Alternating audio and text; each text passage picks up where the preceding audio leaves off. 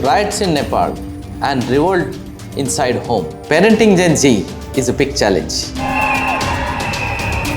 I am Dr. Amar Shinde, psychiatrist, Jagruti Rehabilitation Center. Hello everyone.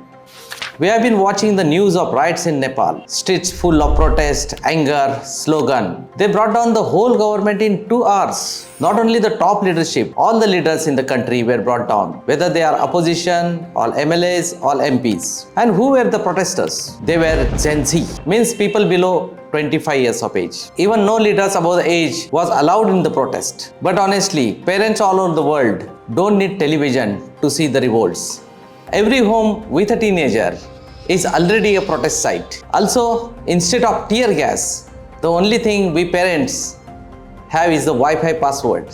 The society, why the riots are happening?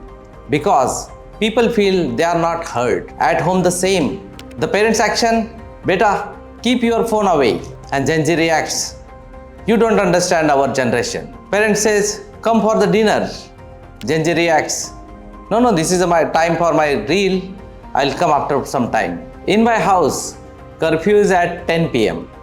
For my kids, it is a time for planning. Parents believe Wi-Fi is an utility and Gen Z believes Wi-Fi is oxygen. We grew up fearing our parents and Gen Z kids, they make us fear. See, no difference between the Kathmandu streets and our hall. We experience Newton's third law every day in the home. What Newton said, for every action, there is equal and opposite reaction. In space, if we see, why rocket propels? Because the gases go behind. At home, the law is equally active. Parents' action, no more Wi-Fi. Gen Z reacts, it is a dictatorship. Parent action, no more mobile. And sometimes they snatch it. And how Gen Z reacts? They use mobiles as a missile.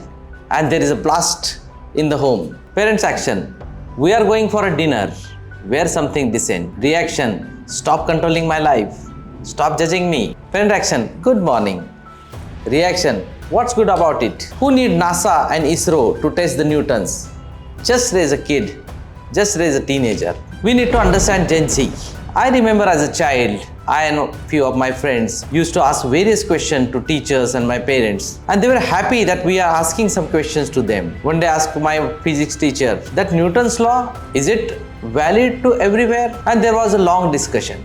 But for Gen Z, all answers are given by AI and internet. The culture of asking question is going down and parents are getting frustrated. Why my kid is not asking question? Who are Gen Z? Gen Z are people who are born between 1997 to 2012. That means their age is 13 to 28. They are digitally natives.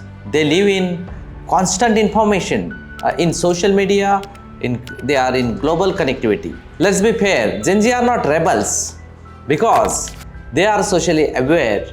They are opinionated and they value equality and justice and ready to fight for their freedom.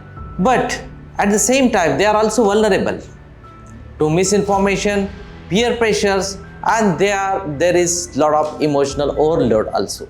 In the backdrop of unrest and riot, their sensitivity to injustice and desire to change can turn into anxiety, anger, confusion, and frustration. They need freedom from the parents' fashion advice, freedom from early bedtimes, most importantly, freedom from vegetables and routine Indian food as well. My daughter says, as a teenager, they need to sleep longer. Hence, she wake up after 10 a.m. every weekend. Their protests may not topple the government, but they can definitely topple family peace. Then what to do? We should act like a peacekeeper. Now, riots cannot stop with the force, like in Kathmandu. We have seen government stop their social media, government fired bullet and 19 children died. That means force will not help to stop this protest. Rather than it fueled the riots and we see the consequences. Whether outside or whether inside. So what as a parent we can do? We have to follow one law. That means listen, listen and listen. Don't lecture. Don't advise or explain. Instead, because I say you have to do, you should ask them, tell me what is better for you. Rather than this or that for you, you should ask what can be Done. Dialogue can cool the fire and negotiate like a diplomat. I can give one example. You can use diplomacy. 1 hour Netflix in exchange of 1 hour homework. This is not dictatorship. This is a democracy with Wi-Fi as a currency. We should have united fronts. If mom says yes, dad says no, civil war erupts.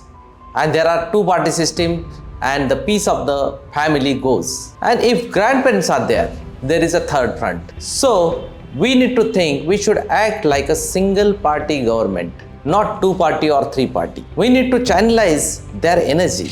Protests are not bad. They just need good directions. Guide them into the sports, activities, even in the debates, volunteering, and appreciate them. Give them prize for every action. Parenting Gen Z is like updating a software. Just when you figure out one version, the next version comes and with the more problems. Hello friends. Riots in Nepal may fade, but the daily revolt in our homes are here to stay. At least until our children turn 25. Our role as a parent is not to crush the rebellion. We have to guide it. So next time, whenever teenager shouts, remember, it's not disobedience. If we learn to listen, laugh and guide, then these mini rights can turn into the movement of growth, understanding and love. Thank you very much.